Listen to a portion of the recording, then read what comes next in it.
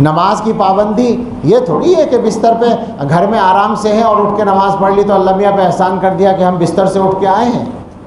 نماز تو یہ ہے کہ آپ سفر کی مشقت میں ہیں اور تھکے ہوئے ہیں اور پھر بھی مکمل نماز پڑھ رہے ہیں۔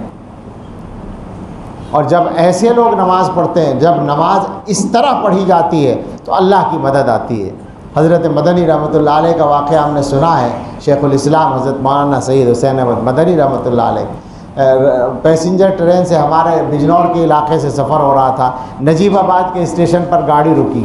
حضرت نے اتر کر نماز شروع کر دی جماعت سے اسٹیشن پر، جو ساتھ میں تھے وہ لگ گئے اور کھڑے ہو گئے ساتھ میں۔ جو صاحب اس نماز میں شریک تھے ان سے میں نے سنا ہے،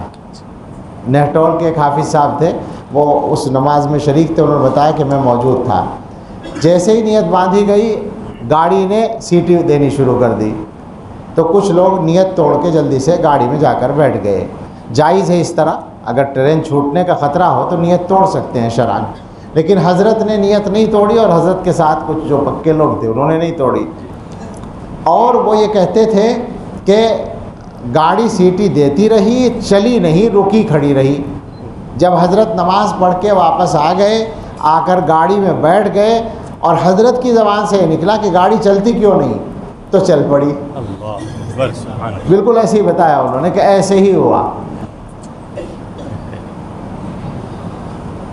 نماز اس کو کہتے ہیں، نماز اس کو کہتے ہیں کہ محمد علی جوہر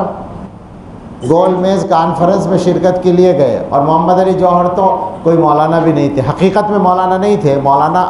اللہ نے ان کو بعد میں بنا دیا اور ان کو مولانا کہا گیا، ورنہ تو علی گرین تھے اور علی گڑھ کی کرکٹ ٹیم کے سب سے شاندار کھلاڑی تھے۔ اور ان کی انگریزی کا یہ عالم تھا کہ ان کی انگریزی جو وہ لکھتے تھے تو اس کو انگریز پڑھتے تھے زبان کا مزہ لینے کے لیے، ایسی شاندار انگلش لکھتے تھے وہ اور بولتے تھے۔ اور دونوں بھائی محمد علی شوکت علی اپنے زمانے میں علی گڑھ میں کرکٹ کے چیمپئن تھے بہت بڑے۔ تو وہ محمد علی جوہر جب اللہ والوں کی صحبت ملی، مولانا عبد الباری فرنگی محلی سے بیعت تھے اور حضرت مدنی رحمۃ اللہ علیہ سے بہت قریبی عقیدت کا تعلق تھا۔ لندن کی پارلیمنٹ میں گول میز کانفرنس ہو رہی ہے اور اس کے بیچ میں نماز کا وقت آ گیا ہے، اور آپ سمجھیں کہ غلام ہندوستان کے شہری ہیں اور وہ جو مالک بنے ہوئے انگریز ان سے مذاکرات ہو رہے ہیں اور انہی سے آزادی کا مسئلہ زیر بحث ہے، اور نماز کا وقت آ گیا تو کوئی تکلف نہیں ہوا، اٹھ کے کھڑے ہو گئے، وضو کیا اور ادھر ادھر دیکھا، کوئی چیز نظر نہیں آئی تو اپنی شیروانی اتاری، بچھائی اور نماز پڑھ لی۔ اس کو کہتے ہیں نماز پڑھنا۔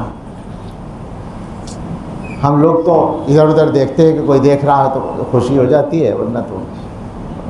ایمانداری سے سوچیں جناب، سوچیں یہ رونے کا مقام ہے یا ڈرنے کا مقام ہے کہ اگر گھر میں بیٹھے ہوں اور کوئی دیکھنے والا نہ ہو کہ نماز پڑھی یا نہیں پڑھی، تو کیا ہم میں بہت سارے لوگ ابھی بھی نماز چھوڑ نہیں دیتے، چھوٹ نہیں جاتی؟ تو کس کے لیے ہو رہی ہے نماز؟ جلال آباد کے ایک مبلغ تھے مولانا حفظ الکبیر صاحب، مبلغ، یعنی بظاہر علماء میں کوئی بڑی حیثیت ان بیچاروں کی نہیں ہوگی، لیکن آپ دیکھیں اللہ والے کیسے ہوتے ہیں۔ ان کے بیٹے مولانا قاسم صاحب ہیں شاید جو جلال آباد میں پڑھاتے ہیں، تو ان کو ہم نے دیکھا ہے، وہاں حفظ الکبیر صاحب کو بڑی دلچسپ تقریر کرتے تھے، ہلکے پھلکے سے آدمی تھے، کرسی پہ بیٹھ کے چاروں طرف کو گھوم گھوم کے بولتے تھے، یعنی اگر مجمع انہیں ان مجمع کے بیچ میں بھی بٹھاتے تو سارا مجمع مخاطب ہو سکتا تھا، اور ہنسنے ہنسانے کے انداز میں باتیں کرتے تھے۔ لیکن آپ دیکھیں نماز کی پابندی کا ایک منظر، بس میں جا رہے تھے، کہیں بس رکی، اتر کے انہوں نے اس سے کہا کنڈکٹر سے کہ بھئی 5 منٹ روک لو نماز پڑھ لیں گے، تو اس نے سواری اتاری اور کہا کہ نہیں رکے گی نہیں گاڑی، تو انہوں نے کہا اچھا پھر میں اترتا ہوں، تو اپنا سامان لے کے اتر گئے نماز پڑھنے کی وجہ سے، اس ارادے سے کہ اب اگلی بس سے چلے جائیں گے، اور وہ بس چل پڑی اور تھوڑا سا چل کے خراب ہو گئی،